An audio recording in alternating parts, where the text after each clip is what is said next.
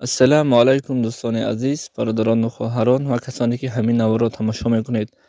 Аз ҳама шумо хоҳиш ҳамин аст ки наворо бо диққат то охир гӯш кунед ва ба ёро дӯстони худ бирасонед.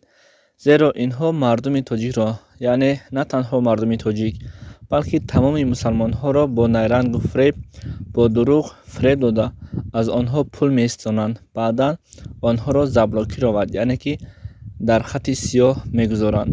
хуб, пас аз реклама ҳатман дар ин бора маълумоти пурра хоҳем дод. ассалому алайкум модарон ва хоҳарони азиз, мехоҳам ҳар яке шуморо ба кор даъват кунам. Кор дар компанияи Faberlic, кори беҳтарин, компания беҳтарин барои занҳо, барои он ки ин компания ба мо имконияти калон медиҳад ки дар хона нишаста соҳиби маошҳои хуб гардем, аз назди фарзандомон дур нашуда. Духтарягон ҷои мушкилиш нест, ҳамааш бепул, омӯзишо, номнависнаш ҳамааш бепул. Ба ин рақамҳои рӯи экран нависед, ҳамаашро худам хубтар ба шумо мефаҳмонам. Ба шумо фақат телефони ба интернет пайваст лозим асту хоҳиши пулкор кардан. Ташаккури зиёд ба диққататон. дӯстони азиз, бар ҳамаи мо шумо маълум аст, ҳар шахсияте аз ҷумҳурии Тоҷикистон бисёре мардуми мо фейсбук истифода мебарем. Як зане бо номи Гулнара дар рекламаи худ даъват ба телеграма мекунад. вақте шумо ба телеграма ба саҳифаи шахсии ӯ дохил мешавед, бар шумо пост равон мекунад ва мегӯяд ки пул гузор, яъне ки ставка бо маблағи $100, яъне ки 1000 сомонӣ гузарон, дар течени 24 соат ӯро 10,000 карда гир ва ҳамчунин дигар дуруғу фребҳоро мегӯяд ва баъдан мегӯяд ки ин бозии ҳалол аст. бисёре мардуми мо аз ин бозӣ карданд, то 900 сомон гузаронданд, аммо инҳо гирифта ба хати сиёҳ мегузаронанд. албатта ин шаҳрванди қазоқистон мебошад ва бо ҳамин тариқ дар ҳама сомонаҳои иҷтимоӣ рекламаи худро гузоштааст.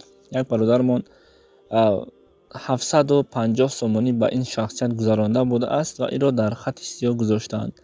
ва ҳамчунин хостам ки ин наворро бар шумо бирасонам, зеро ба ин хел дурӯғҳо бовар накунед. баъдан рекламаҳое ҳаст ки дар боло садои худро гузоштаанд, яъне ки мегӯянд ки ман шаҳрванди Тоҷикистон ҳастам, ҳамин хел деҳқон будам, дигару дигар. дар муддати як моҳ соҳиби 280,000 сомонӣ гаштам. албатта вақте ин суханҳоро мо мешунавем, мебинем, баъдан бовар мекунем ва ставка пули худро мегузаронем, аммо пас аз гузарондан мову шуморо фреб медиҳад. шояд ин гуна шахсҳо на танҳо дар мардуми мо, яъне на танҳо дар мардуми тоҷик, балки дар мардуми узбек, қирғиз, қазоқ, туркмен ва дигару дигарҳо ҳам аниқ ҳаст ва бозӣ карда истодаанд. дар асл ин дурӯғ мегӯяд, рӯяшро сиёҳ кардааст. ӯ пули ҳалол нест ва ҳаром аст. ҳар бозие ки дар дохили худ бо воситаи маблағ гузошта мешавад, албатта қимор аст ва қимор дар ислом ҳаром карда шудааст.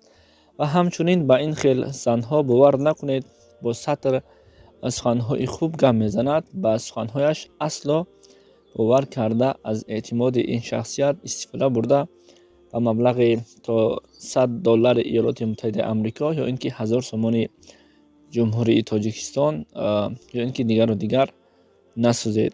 ин хостам ки ба ҳарри шумо бирасонам. ихтиёр дар дасти худи шумо аст, хоҳед бозӣ кунед, хоҳед ки не. аммо афсӯс, бисёре мардум бозӣ карданд ва дар хати сиёҳ гузошта шуданд.